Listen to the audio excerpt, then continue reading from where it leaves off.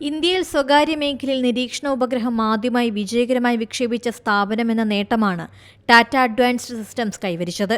ബഹിരാകാശം, പ്രതിരോധം തുടങ്ങിയ രംഗങ്ങളിൽ പ്രവർത്തിക്കുന്ന കമ്പനിയാണിത്. സാറ്റലോജിക്കുമായി സഹകരിച്ചാണ് ടാറ്റ കമ്പനി ഭൗമനിരീക്ഷണ ഉപഗ്രഹമായ ടിസാറ്റ്-1A ഭൂമിയുടെ ഭ്രമണപഥത്തിലേക്ക് വിജയകരമായി വിക്ഷേപിച്ചത്. മികച്ച ഉപഗ്രഹ ചിത്രങ്ങൾ എടുത്തു നൽകുന്ന കമ്പനികളിൽ മുൻനിരയിലാണ് സാറ്റലോജിക്. ഭൂമിയിൽ നിന്ന് 400 കിലോമീറ്റർ ഉയരത്തിലുള്ള ലോ എർത്ത് ഓർബിറ്റിലാണ് ഉപഗ്രഹത്തെ ഉറപ്പിച്ചത്.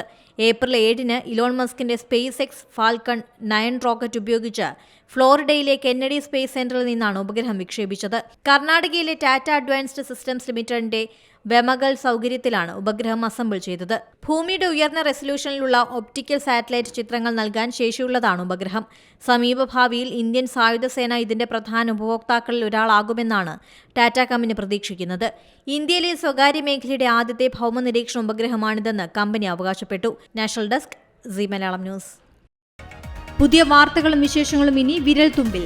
എല്ലാ ഡിജിറ്റൽ പ്ലാറ്റ്ഫോമുകളിലും ഇപ്പോൾ സീ മലയാളം ന്യൂസ് ലഭ്യം.